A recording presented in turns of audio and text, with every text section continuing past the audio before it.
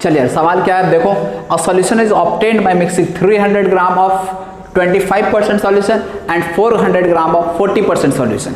मतलब यहाँ पे क्या गया, यहाँ पे दो डिफरेंट सॉल्यूशन को मिक्स किया गया, एक सॉल्यूशन दो सॉल्यूशन, दोनों डिफरेंट सॉल्यूशन को मिक्स किया गया और एक तीसरा रिजल्टिंग सॉल्यूशन बनाया गया। ठीक, हमें निकालना क्या, calculate the mass percentage of resulting solution. यहाँ पे यार एक चीज ध्यान दे, यहाँ पे जैसे 25% सॉल्यूशन कहा गया, यहाँ पे 45% सॉल्यूशन कहा गया। इस 25% 40% सॉल्यूशन का मतलब क्या है, इसका मतलब बाय वेट दिया हुआ है। यदि कहीं कुछ मेंशन ना तो वो बाय वेट समझ लेना आप लोग। ठीक, 25% सॉल्यूशन का मतलब ये हुआ कि उस सॉल्यूशन में 25% सॉल्यूट है। मतलब यदि सॉल्यूशन का मास 100 ग्राम ले तो ऐसे केस में 25 ग्राम क्या होगा, सॉल्यूट होगा। समझ रहे हो? तो यहाँ पे क्या कहा गया, 25% सॉल्यूशन है, लेकिन सॉल्यूशन का टोटल सॉल्यूशन का वेट कितना दिया, 300 ग्राम। तो 300 ग्राम पूरा टोटल सॉल्यूशन का वेट है, उसमें से 25% क्या होगा, सॉल्यूट होगा। तो यहाँ पे 25 ग्राम आपको सॉल्यूट नहीं लेना है, हाँ 25 ग्राम सॉल्यूट होगा, लेकिन कितने में होगा, 100 ग्राम सॉल्यूशन होगा तब। लेकिन यदि 300 ग्राम सॉल्यूट है तो 25% देखना पड़ेगा कैलकुलेट करके कितना होता है। इसी तरह से दूसरा सॉल्यूशन है, उस सॉल्यूशन का मास है 400 ग्राम और जो परसेंटेज सॉल्यूशन दिया 40% दिया हुआ है। तो यानी 400 ग्राम में 40% क्या है, सॉल्यूट है। तो देख लेंगे यार 400 ग्राम का 40% कितना होता है, वो अमाउंट ऑफ सॉल्यूट पता चल जाएगा। इसी तरह से 300 ग्राम का 25% कितना होता है वो भी देख लेंगे, उससे अपने को अमाउंट ऑफ सॉल्यूट पता चल जाएगा। ठीक, तो यहाँ पे दो डिफरेंट सॉल्यूशन को मिक्स किया गया। मैं देखो डायग्रामेटिकली आप लोगों को समझा दे रहा हूँ। 25% सॉल्यूशन है पहला, सॉल्यूशन का मास है 300 ग्राम, इसको फिर इसके साथ मिक्स किया गया। यहाँ पे 40% सॉल्यूशन है और ये मास कितना है सॉल्यूशन का, 400 ग्राम। इसको मिक्स किया गया, इस तरह से रिजल्टिंग सॉल्यूशन बना। रिजल्टिंग सॉल्यूशन का परसेंटेज नहीं पता, अब हमें देखो यहीं पे मास परसेंटेज बताना है, परसेंटेज वेट बताना है। अच्छा, सॉल्यूशन का वॉल्यूम तो हम बता सकते हैं ना, 700 ग्राम, इसमें तो कोई दिक्कत नहीं है। 300 ग्राम और 400 ग्राम मिलाएंगे तो 700 ग्राम सॉल्यूशन बनेगा, इसमें कोई दिक्कत नहीं। हमें इसका वेट परसेंट निकालना है। तो यार ये बताओ, देखो जब भी कोई सवाल दिया जाए ना तो सबसे पहले आपको क्या करना होता है, जो चीज़ आपको सवाल में निकालना है ना, क्वेश्चन में जो चीज़ आपको कैलकुलेट करना है, पहले उस चीज़ का फार्मूला लिखो। मतलब आप डायरेक्ट उस चीज़ पे आ जाओ, इधर उधर सवाल को छोड़ो। सबसे पहले आपको निकालना क्या है वो चीज़ को आप देखो और फिर सोचो यार उस चीज़ को निकालने के लिए, उस चीज़ को कैलकुलेट करने में हमें किस किस चीज़ का जरूरत पड़ेगा। समझ रहे हो? जैसे हमें इस सॉल्यूशन का परसेंट बाय वेट निकालना है, तो पहले आप ये सोचो कि परसेंट बाय वेट इसका निकालने के लिए हमें किस किस चीज़ का जरूरत पड़ेगा। उसके बाद हम लोग फिर आगे सवाल में देखते चलेंगे इसके लिए क्या क्या गिवन है। तो जो जो चीज़ गिवन होगा उसको अपने को यूज़ करते हुए यहाँ तक पहुँच जाना है, सवाल बन जाएगा। समझ में आ गया? चलिए अब हम समझाते फिर से। परसेंटेज बाय वेट हमको इस सॉल्यूशन का निकालना है। तो परसेंटेज बाय वेट का मतलब क्या है, इसका मतलब इस सॉल्यूशन में सॉल्यूट का weight divided by weight of solution into 100, यही करना होता है ना। बताओ यार, समझ में आ रहा है ये चीज़? इस सॉल्यूशन के लिए हमें परसेंट बाय वेट निकालना है, मास परसेंट निकालना है। इसका मतलब क्या है, इसमें सॉल्यूट का जो मास होगा divided by weight of solution into 100 कर दो, आ जाएगा आपको क्या आ जाएगा, इस सॉल्यूशन का मास परसेंट आ जाएगा। That's it. चल यार अब देखते हैं यार दिक्कत कहाँ आ रही है। तो यहाँ पे देखो वेट ऑफ सॉल्यूशन यार 700 यार क्लियर दिया हुआ है, क्या दिक्कत, कोई दिक्कत नहीं है। आगे वेट ऑफ सॉल्यूट, क्या हमें इस सॉल्यूशन में पता है कितना सॉल्यूट है? नो सर नहीं पता है, तो बस दिक्कत यही है। समझे? तो अब हमें वेट ऑफ सॉल्यूट के लिए क्या करना पड़ेगा यार, तो देखो 25% सॉल्यूशन, इधर 40% सॉल्यूशन, तो हम क्या करेंगे, इस सॉल्यूशन का 25% निकाल लेंगे, इस सॉल्यूशन का 40% निकाल लेंगे, फिर हम दोनों को ऐड कर देंगे तो पता चल जाएगा इस सॉल्यूशन में कितना सॉल्यूट पहुंचा। क्लियर है? गुड। चलिए यार इसमें देखते हैं वेट ऑफ सॉल्यूट कितना आएगा। वेट ऑफ सॉल्यूट तो 300 ग्राम सॉल्यूशन, देखो यार ये जस्ट परसेंटेज मेथड है। मतलब एक सॉल्यूशन है जिसमें 300 ग्राम सॉल्यूशन है, टोटल सॉल्यूशन का मास 300 ग्राम है और 300 ग्राम में 25% सॉल्यूट का है। तो यार 300 ग्राम में 25% सॉल्यूट है तो 25% कितना होगा ये हम नहीं बता सकते, 300 का 25%। तो ये यार ये कैलकुलेट कर लो, 75 ग्राम। मतलब इस सॉल्यूशन में 300 ग्राम में 75 ग्राम सॉल्यूट है, बचा अमाउंट जो 225 होगा वो सॉल्वेंट होगा। क्लियर? चलिए यहाँ पे निकालते हैं weight of solute. Weight of solute चलो यार कितना हो जाएगा, 400 ग्राम का 40% है तो 400 का 40% निकाल के देख लेते कितना आ रहा है, 160 ग्राम। मतलब इस वाले में 160 ग्राम क्या है, सॉल्यूट है, और इस वाले में 75 ग्राम सॉल्यूट है। तो यार अब बताओ इस वाले में सॉल्यूट कितना हो गया, तो 160 प्लस 75 वही हो जाएगा इस वाले में सॉल्यूट। कितना हो जाता है, इसको जोड़ के देखेंगे तो 2 25 आ जाता है। ठीक, तो नहीं 235 आ जाएगा। तो इसमें वेट ऑफ सॉल्यूट जाएगा रिजल्टिंग सॉल्यूशन में 75 प्लस 160, ये आ जाता है 235। कोई दिक्कत? यदि 235 आ गया तो यार चलो परसेंट बाय वेट इस सॉल्यूशन का निकाल लेते हैं।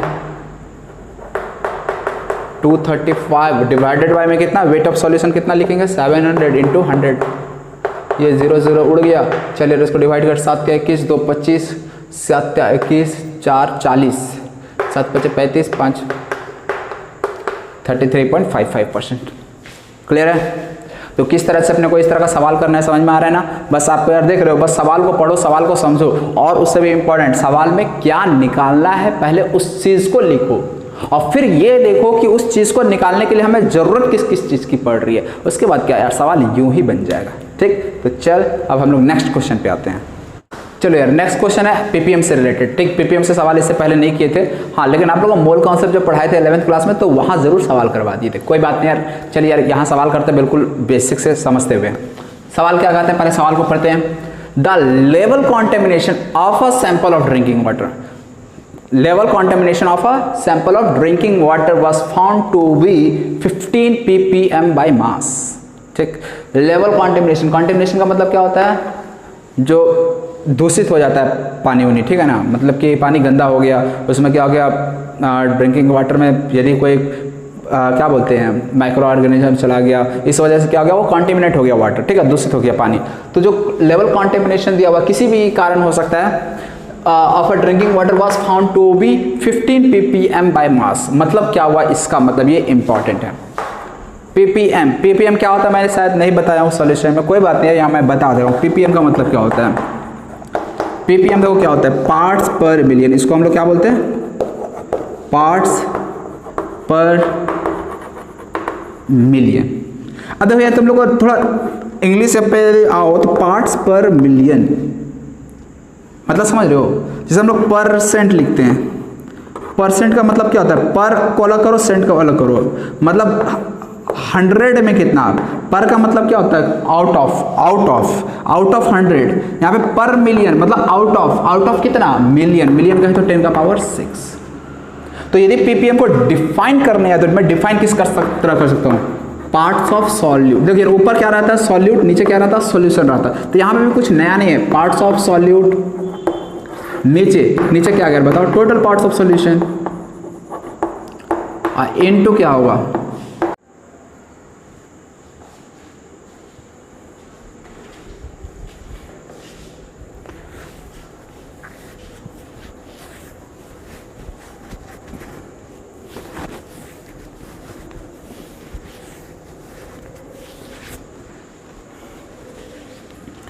तो यहाँ पर देखो यार पार्ट्स पर मिल, तो यहाँ से देखो तुम लोग को समझ में आ गया होगा कि हम लोग को पार्ट्स पर मिलियन कैलकुलेट करने के लिए करना क्या होता है, ऊपर क्या लिखना होता है पार्ट्स ऑफ सॉल्यूट, नीचे क्या लिखना होता है total parts of solution into 10 का पावर 6 करना होता है। ठीक, चलिए बहुत अच्छी बात है, यहाँ तक समझ में आ गया सर।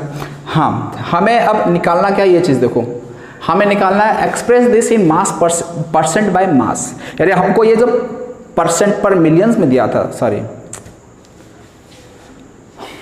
तो देखो यार पीपीएम का मतलब हम लोग समझ गए, पीपीएम का मतलब क्या हो जाता है, parts of solid by total parts of solution into 10 का पावर 6। जैसे हम लोग जब परसेंट की बात करते थे तो यहाँ पे इनटू 100 कर दिया करते थे, जब पीपीएम की बात आई तो हम क्या किए, इनटू 10 का पावर 6 कर दिए, मतलब 10 लाख में कितना, 1 मिलियन में कितना, यही ना किए हैं। तो इस तरह से यहाँ पे हमें 15 पीपीएम दिया, इसका क्या मतलब, पहले इस चीज़ को भी समझ लेते हैं, इधर लिख देता हूँ 15 पीपीएम, इसका मतलब क्या हो गया, इसका मतलब ये हुआ कि 15 पार्ट जो है वो सॉल्यूट का है, 15 पार्ट्स ऑफ सॉल्यूट इन, आगे बताओ क्या लिखे, यदि परसेंट बाय वेट रहता था तो क्या लिखते थे 15% बाय वेट, इसका मतलब 15 gram solute in 100 gram solution. 15 parts per million है, इसका मतलब क्या लिखेंगे, तो इसका मतलब 15 parts of solute in 10 to the power 6 part of solution. समझ में आ रहा है, आ रहा है बच्चों, समझ में आ रहा है कि नहीं आ रहा है, आ ही रहा होगा यार, समझ में आ रहा है ना।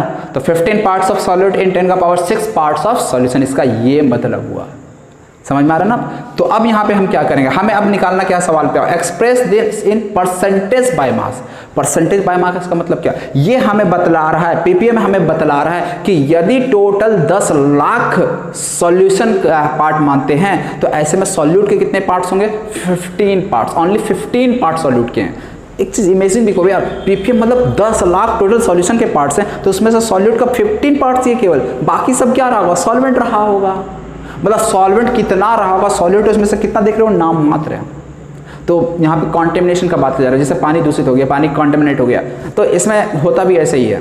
यानी पानी तो बहुत लार्ज सैंपल ऑफ वाटर होता है, उसमें कुछ पार्टिकल्स किसी भी सब्सटेंस का चला जाता है, जिसकी वजह से क्या होता है, कॉन्टेमिनेट हो जाता है। तो यहाँ पे भी देख रहे हो ना, पूरे 10⁻6 पार्ट सॉल्यूशन में ओनली सॉल्यूट का अमाउंट कितना है, 15 पार्ट है ओनली। समझ में आ रहा है। तो चलो यार, ये तो हो गया पीपीएम में दिया था, हमको इसी चीज को परसेंटेज में कन्वर्ट करना है। परसेंटेज का मतलब क्या हो गया, यदि यहाँ पे 10 लाख पार्ट में टोटल सॉल्यूशन का 10 लाख पार्ट था, उसमें सॉल्यूट का पार्ट कितना था, 15 पार्ट था। यदि 100 पार्ट सॉल्यूशन का होगा, सॉल्यूशन का कितना 100 पार्ट होगा, तो ऐसे में सॉल्यूट का कितना पार्ट होगा, यही आपको बताना है। तो यार अब इसमें आपको कुछ नहीं करना, जस्ट यूनिटरी मेथड लगाना जो आप लोग बचपन से पढ़ते आ रहे हो। मतलब यदि हम लोग 10⁻6 पार्ट सॉल्यूशन का ले लें तो सॉल्यूट का पार्ट कितना आ रहा है, 15 पार्ट सॉल्यूट का आ रहा है ना, आ रहा है कि नहीं आ रहा है, आ रहा है। बाय मास दिया ना 15 ppm by mass. By mass का मतलब यहाँ पे जो हम पार्ट्स लिख रहे हैं ना, इसका मतलब वहाँ पे ग्राम लिख लो। यानी 10⁻6 ग्राम यदि सॉल्यूशन का है तो उसमें से 15 ग्राम किसका आएगा, सॉल्यूट का। यहाँ पे बाय मास लिख दिया ना, तो यहाँ पे मैं क्लियर कर देता हूँ, ये ग्राम, ये क्या हो गया, 10⁻6 ग्राम कंटेंट, हाँ 15 ग्राम ऑफ सॉल्यूट, ये मतलब हो गया, ठीक है ऐसा। तो यदि 10⁻6 सॉल्यूशन है, उसमें 15 ग्राम सॉल्यूट है, यदि हम 100 ग्राम सॉल्यूशन को ले लेते तो ऐसे में सॉल्यूट का क्या होगा अमाउंट, वही हमें बताना है। तो यार कुछ नहीं, तो यदि इसको हम 100 ग्राम ले लेते हैं, तुम ही लोग बताओ, 100 ग्राम सॉल्यूशन ले लें तो सॉल्यूट का अमाउंट कितना हो जाएगा, 15 बटा में 10⁻6 इंटू 10⁻2, मतलब कितना हो गया, 15 इंटू 10 का पावर कितना आ गया, -4। तो इसी को हम लोग क्या बोल देंगे, परसेंटेज बाय मास। मतलब ओनली 15 इंटू 10⁻4% ही सॉल्यूट होगा, मतलब 0.0015% सॉल्यूट होगा उस सॉल्यूशन में। तो इमेजिन कर सकते हो 0.0015% ओनली सॉल्यूट का है, ना के बराबर कह सकते हैं, लेकिन वो ना के बराबर भी काफ़ी होता है पानी को कंटेमिनेट करने के लिए, समझना इस चीज़ को। तो इसीलिए ये सब चीज़ हम लोग यूज़, एक तो हो गया यार वाटर कंटेमिनेशन में यूज़ हो गया पीपीएम, इसके अलावा और पीपीएम एटमॉस्फेयर में हम लोग यूज़ करते हैं। जैसे एटमॉस्फेयर में पॉल्यूशन है, तो पॉल्यूशन में क्या है यार, जैसे सल्फर डाइऑक्साइड या नाइट्रोजन के किसी ऑक्साइड का अमाउंट बढ़ गया, मतलब 20 ppm हो गया, नाइट्रोजन के ऑक्साइड 20 ppm ही इन एटमॉस्फेयर। तो इसका मतलब क्या समझेंगे, यदि कभी ऐसा लिखा गया 20 ppm of nitrogen oxide in atmosphere, इसका मतलब टोटल यदि हम सॉल्यूशन का पार्ट 10 लाख मान ले तो इसमें 20 पार्ट्स ओनली किसका होगा, नाइट्रोजन का ऑक्साइड होगा, यही मतलब होता है। और उसी 20 पार्ट की वजह से जो पूरा एटमॉस्फेयर है वो क्या होता है, पॉल्यूटेड हो जाता है। समझ में आ रहा है ये चीज़। चलो, तो ये इंपॉर्टेंस भी अब आप लोगों को समझ में आ रहा होगा, पीपीएम कहाँ यूज़ करते हैं, एटमॉस्फेयर के पॉल्यूशन में यूज़ कर सकते हैं, वाटर कंटेमिनेशन में ये टर्म आ सकता है, ठीक। तो इस तरह से हमारा आ गया आंसर। इस चीज़ को क्या हम लोग फार्मूला से नहीं निकाल सकते थे, तो यार फार्मूला से भी निकाल सकते हैं, ठीक है ना। फार्मूला से कैसे निकालेंगे, तो चलो यार देख लो, पीपीएम आपको दिया हुआ ना 15 ppm पार्ट्स ऑफ सॉल्यूट, हमें पार्ट्स ऑफ सॉल्यूट निकालना ही है, लेकिन उस केस में पार्ट्स ऑफ सॉल्यूशन क्या रख देंगे, 100%। का मतलब क्या होता है, आपको बताना है मास परसेंट बाय मास, इसका मतलब 100 में सॉल्यूट का क्या अमाउंट होगा ना, वो आपको बताना है। तो सॉल्यूशन का हम 100 मान लिए, सॉल्यूट का अमाउंट को x मान लिए, जो x का वैल्यू होगा वही हमें क्या बता देगा, परसेंट बाय मास का वैल्यू बता देगा। इधर इंटू क्या, 10⁻6। कोई दिक्कत, सॉरी यार गलती कर दिया ना, नहीं सही है, ये कितना हो जाएगा 10⁻4। तो इस तरह से यहाँ से x का वैल्यू क्या आ गया 15, ये 10⁻4 नीचे चला जाएगा, इसको मैं 10⁻−4 भी लिख सकता हूँ। समझ में आया। तो इस तरह से पार्ट्स ऑफ सॉल्यूट, यदि हम सॉल्यूशन 100 ले ले तो सॉल्यूट कितना आ जाता है 15 इंटू 10⁻4। तो इस तरह से परसेंट बाय मास हम लोग क्या बोल सकते हैं सॉल्यूट का, 15 इंटू 10⁻4। इसको यदि मैं डेसिमल में लिखूँ तो 0015। समझ में आ रहा है, समझ में। फेलियर। तो इस तरह से पीपीएम पे भी बेस्ड एक सवाल हम लोग देख लिया। और भी आप लोग को हो सकता है क्वेश्चन इधर उधर देखे, तो घबराना नहीं यार, आप लोग को बस कॉन्सेप्ट जो है वो बता दिया। ठीक, एक चीज़ करना यार, इस चीज़ को है ना पार्ट्स पर मिलियन को वो जो कॉन्सेंट्रेशन टर्म्स पढ़ा रहे थे वहाँ मैंने स्किप कर दिया था, ठीक है ना, ध्यान छूट गया होगा। तो आप लोग वहाँ जाके इस चीज़ को वहाँ पर नोट कर लेना, ठीक है ना, ताकि कोई भी चीज़ छूटे ना। और यार एनसीईआरटी में भी ये पीपीएम दिया हुआ है, ऐसा नहीं कि एनसीईआरटी में नहीं दिया, एनसीईआरटी में दिया है, पता नहीं यार मेरे से नोट्स में था नहीं इसीलिए रह गया। ठीक, कोई बात नहीं, आप लोग जाके नोट कर लेना वहाँ मेन नोट्स में अपने, ठीक है ना। चल, तो ये क्वेश्चन देख ले, इसके बाद एक दो और सवाल देख लेते हैं, उसके बाद ये चैप्टर मतलब ये जो पार्ट अपना चल रहा था ना ये फिनिश हो जाएगा। नेक्स्ट सवाल देख लो यार तुम लोगों के सामने, ये है मोल फ्रैक्शन ऑफ C6H6 मतलब benzene. Mole fraction of benzene is in लिख दे यहाँ पे इज होगा, is 0.20। If density of solution is 1.2 gram per ml then calculate molality, molality percent weight by weight at percent weight by volume. चार चीज़ आपको calculate करना है, दिया हुआ केवल एक ही चीज़ है, क्या दिया हुआ है, मोल फ्रैक्शन ऑफ बेंजीन, और साथ ही साथ डेंसिटी ऑफ सॉल्यूशन दिया है। ठीक, तो चलो यार एक एक करके हम लोग कैलकुलेट करते हैं। पहला पार्ट है मोलैलिटी कैलकुलेट करना। तो देखो यार पहला फार्मूला यदि हमें याद है, कितने फार्मूला, 5 फार्मूला। यदि वो 5 फार्मूला है ना, तो यार कोई भी क्वेश्चन किसी भी तरह से घुमा फिरा के दे दे, आप लोग यार उस फार्मूला को पुट करके बना ही दोगे, कोई दिक्कत नहीं आएगा। मोस्टली 90% प्रॉब्लम आपका बन ही जाएगा, ठीक है ना। लेकिन मान ले यार हमको फार्मूला याद नहीं है, तो फिर हम लोग क्या करेंगे सर, तो यार उसके लिए भी मैं बता देता हूँ। तो पहले मैं क्या करता, बिना फार्मूला का आपको बता देता, ठीक है ना। उसका फिर मैं फार्मूला लगा के यूँ ही चुटकी बजाते बना दूंगा इस सवाल को। ठीक, चल देखता हूँ। 0.2 पहला मोलैलिटी, मोल फ्रैक्शन किसका दिया हुआ, बेंजीन का दिया है C6H6 0.20। एक चीज़ ध्यान देना यार, मोल फ्रैक्शन ऑफ बेंजीन इसको हम 0.20/1 लिख सकते हैं। मतलब यदि 0.20 इसका मतलब टोटल मोल्स ऑफ सॉल्यूशन यदि मैं 1 मान लूँ, टोटल मोल्स इन सॉल्यूशन 1 मान लूँ, मतलब सॉल्यूट का प्लस सॉल्वेंट का मिलाकर यदि 1 मोल मान ले, तो सॉल्यूट का मोल कितना होगा, 0.20, यही ना मतलब है, समझ रहे हो ना। तो इस तरह से टोटल यदि हम मान ले 1, तो सॉल्यूट का मोल्स कितना आ गया, 0.20 आ गया। तो मैं इसको इस तरह से फिलहाल लिख लेता हूँ, N1 कहते मोल्स ऑफ सॉल्यूट 0.20। अब बताइए मोल्स ऑफ सॉल्वेंट कितना लिख दूँ मैं, N2 का वैल्यू 0.80 या 8 लिखता हूँ, ओनली लिख सकता हूँ ना। ठीक, ये जस्ट अज्यूम है यार, ये बाय 1 कोई ज़रूरी नहीं कि यार टोटल मोल्स इन सॉल्यूशन 1 ही होने का हो सकता था 2 भी हो सकता था।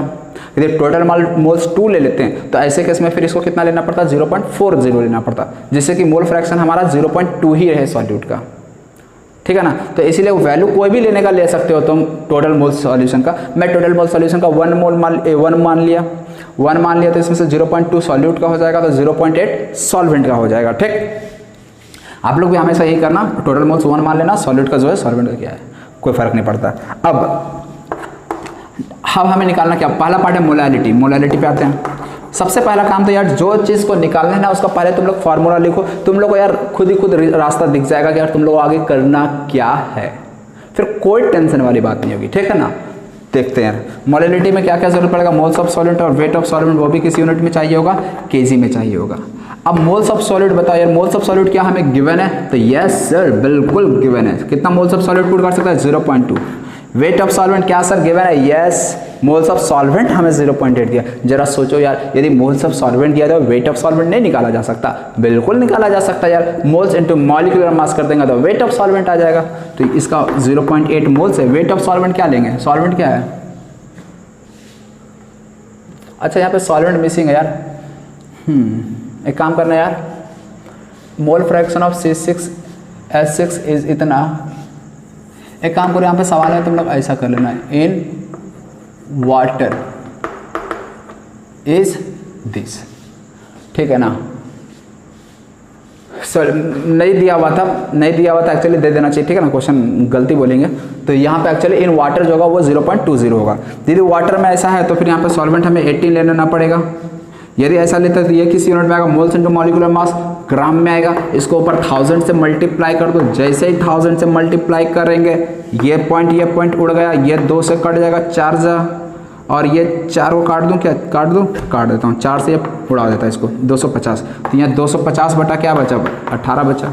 इसको चलो यार आगे और कैलकुलेट कर देता हूँ, काट छाट करके, 2 से कट गया 125 जा, तो यहाँ से कितना आ गया 125 बटा, तो मोलैलिटी कितना आ गया 125/9 आ गया। क्लियर।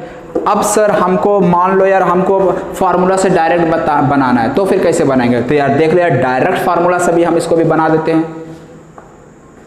मोलैलिटी इक्वल टू, याद है मोल फ्रैक्शन के टर्म में, मोल फ्रैक्शन ऑफ सॉल्वेंट, नीचे मोल fraction of solvent into molecular mass of solvent, ऊपर इनटू 1000, दैट्स इट। ये था ना फार्मूला, याद करो। x1/x2 क्या हो गया, n1/n2, n2 इंटू m2 करते ही वेट ऑफ सॉल्वेंट बन गया, ये ग्राम में इनटू 1000 के। समझ में आ रहा है ना? देखिए यार ऑलरेडी समझा चुके हैं, नहीं समझ में आ रहा हो तो कोई बात नहीं है, जहाँ डिराइव करवाए थे वहाँ अच्छे से देख लेना कैसे डिराइव करवाए थे।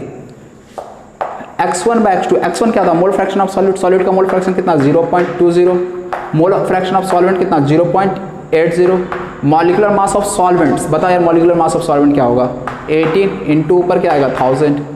एक काम करिए 00 का है फालतू का यहाँ पे लिखा है, ये पॉइंट उड़ जाएगा। देखो वही चीज़ आ गया ना यार, वही चीज़ आ गया कि नहीं आ गया, सीधा सीधा आ गया ना। तो यार यहाँ पे भी मैं डायरेक्ट लिख देता हूँ 125 आए तो डायरेक्ट बन गया। तो इसलिए यार फॉर्मूला याद रहता है तो आप लोग का प्रॉब्लम बनाना बहुत आसान हो जाता है, दिमाग खर्चा नहीं हो जाता होता है और समय भी यार बचता है। और क्या चाहिए यार इससे ज़्यादा, तो इसलिए यार बेहतर होगा फार्मूला याद कर लेना, ठीक। तो ये फर्स्ट पॉइंट मोलैरिटी निकल गया। अब देखिए यार मोलैरिटी निकालना, तो यार मोलैरिटी निकल गया तो मोलैरिटी तुम लोग ने निकाल लोगे ना, मैं कर दूँ, कर देता हूँ, ठीक है ना, कर देता हूँ। तो ये फर्स्ट पार्ट हो गया।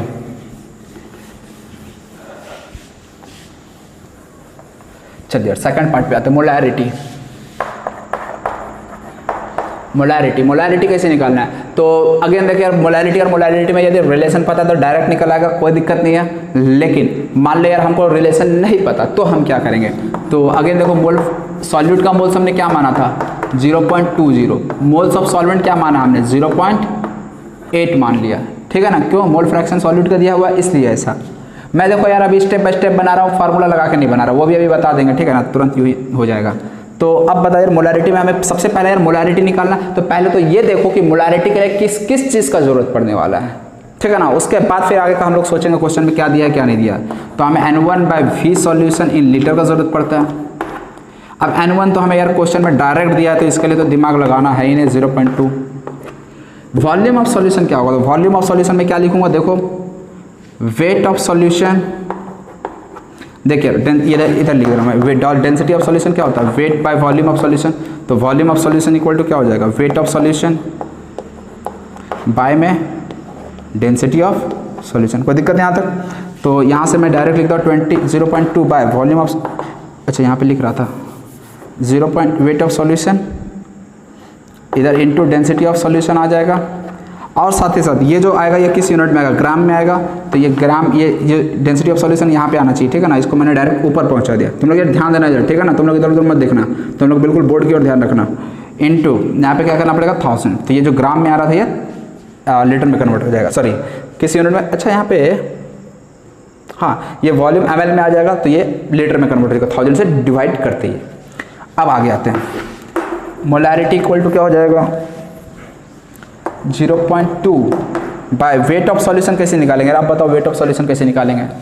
तो वेट ऑफ सॉल्यूशन कैसे निकालेंगे, तो मोल्स ऑफ सॉल्यूट पता है, मोल्स ऑफ सॉल्वेंट पता है। यदि मोल्स पता है तो हम वेट ऑफ सॉल्यूट सॉल्वेंट दोनों निकाल सकते हैं, तो फिर कोई दिक्कत वाली बात नहीं है।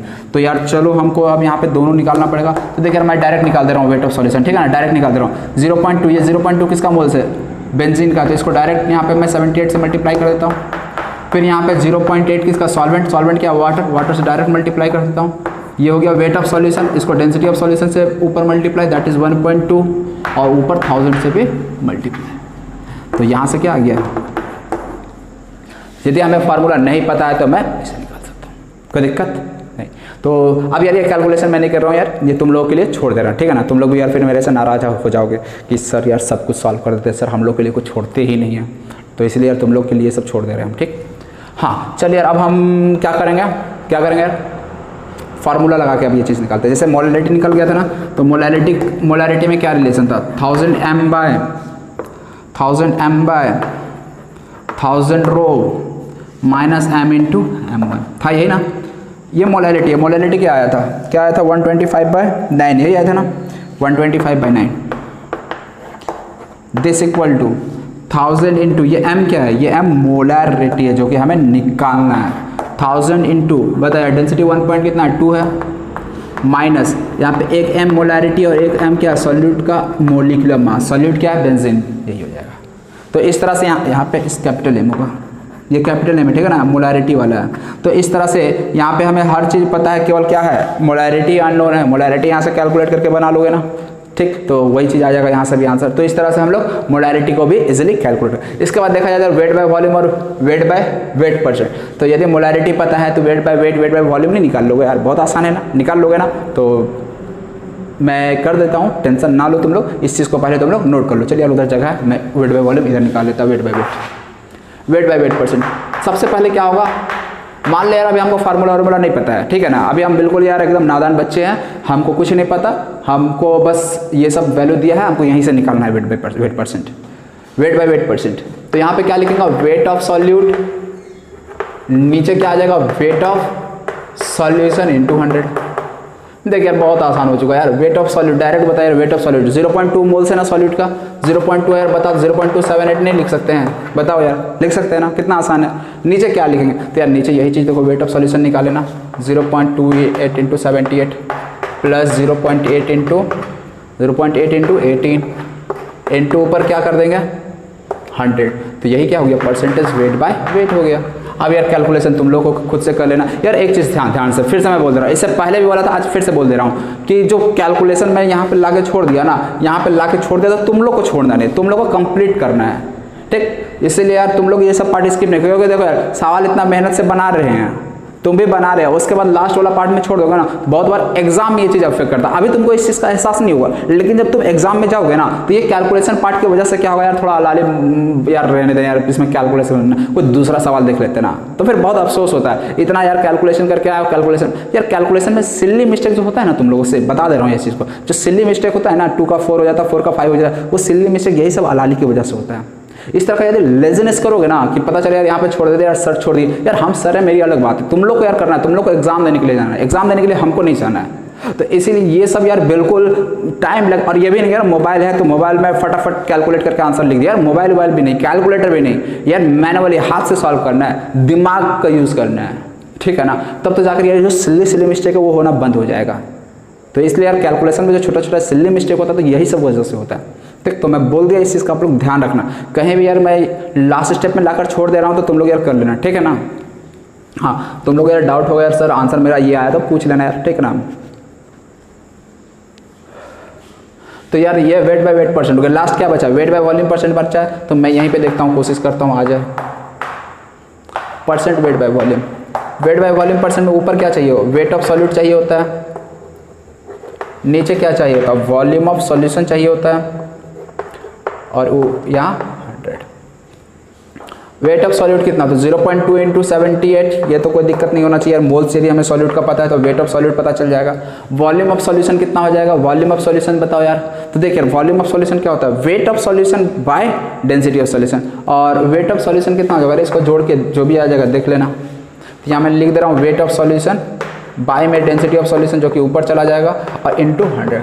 हमें हर एक चीज़ पता है यार, निकल जाएगा, कोई दिक्कत नहीं है, समझ गए। अब बाकी यार मोलैरिटी जैसे पता चल गया, तो मोलैरिटी पता चल गया, तो यार वेट बाय वॉल्यूम परसेंट तो फार्मूला से निकाल ही लोगे ना, तो मैं वो चीज़ को नहीं करने जा रहा। तो ये चीज़ उम्मीद है कि आप लोगों को समझ में आ गया होगा, ठीक। तो इस तरह से ये जो कैलकुलेशन वाला पार्ट है, जो हम लोग डिफरेंट कॉन्सेंट्रेशन टर्म्स देख रहे थे ना, वो यहाँ पे भी कंप्लीट हो जाता है। इसके अलावा भी बहुत सारे क्वेश्चन और भी मिलेंगे, क्वेश्चन का कोई द एंड है ही नहीं, क्वेश्चन तुम जितना करो उतना ही तुम्हारे लिए कम है, ठीक। इसलिए मैं बस यही कर सकता, प्रैक्टिस के लिए आपको और क्वेश्चन दे दूंगा, जितने भी प्रीवियस ईयर में आईटी के एग्जाम में, जेई एडवांस में, जेई मेन में पूछे गए हैं, और साथ ही साथ जो जेई मेन में बहुत सिंपल सा, यदि आपको बस बेसिक्स कॉन्सेप्ट क्लियर है ना, तो सवाल बन जाएगा। लेकिन यार सवाल जरूर बना, ठीक। मैं आप लोगों को क्वेश्चन सेंड कर दूंगा, आप लोगों को टेंशन लेने की जरूरत नहीं है, और जितना भी क्वेश्चन मिले इस पे बेस्ड आप लोग बनाओ, ठीक। क्योंकि लेक्चर भी बहुत बड़ा हो जाता है ना, तो इसलिए हम लोगों को केवल कुछ चुनिंदा क्वेश्चन कराना पड़ता है, जिससे कि कम क्वेश्चन में कॉन्सेप्ट क्या हो जाए, अच्छा हो जाए। मेन अपना काम क्या है, आप लोगों को कॉन्सेप्ट दे देना,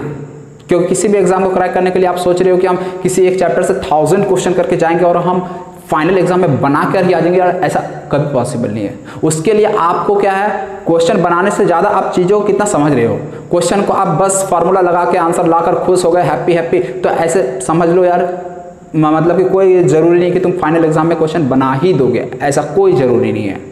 1000 क्वेश्चन, 2000, 5000 कितना भी क्वेश्चन बना दो, जब तक तुम्हारा अंदर से कॉन्सेप्ट क्लियर नहीं है, तब तक तुम कॉन्फिडेंट नहीं हो सकते कि तुमसे बन ही जाएगा फाइनल एग्जाम में। क्योंकि एग्जामिनर चाह गया ना कि तुम्हारा कोई टॉपिक कितना भी स्ट्रांग क्यों ना हो, यदि एग्जामिनर चाह गया कि तुमसे सवाल ना बने तो वो टफ सेट करके ना तुमको हिला देगा, उसका कोई तोड़ नहीं है। हाँ, लेकिन यार कोई एवरेज लेवल का तुम्हारा अच्छा प्रैक्टिस है, यदि कॉन्सेप्ट पे अच्छा कमांड है, तुम क्वेश्चन को इजी अच्छे से समझ रहे हो तो तुम बना दोगे यार। तो एग्जामिनर भी इतना टफ क्वेश्चन सेट नहीं करता, हाँ कुछ क्वेश्चन तो करता है यार। आईटी की बात करें तो यार रहता है इसके क्वेश्चन में दम। जेईई मेन का क्वेश्चन यार मॉडरेट लेवल का रहता है, और आजकल तो फिजिकल केमिस्ट्री का क्वेश्चन यार बहुत हलवा टाइप का आता है, ठीक है। तो उसके लिए यार बहुत हो जाता है बेसिक्स क्वेश्चन कर लेने के बाद, ठीक है। तो फिर भी हमसे जितना क्वेश्चन था अपने पास वो आप लोग को प्रैक्टिस करा दिया। और इसके अलावा जितने भी प्रीवियस ईयर आईटी में आए हुए हैं क्वेश्चन वो सबको तो मस्ट है जरूर करना।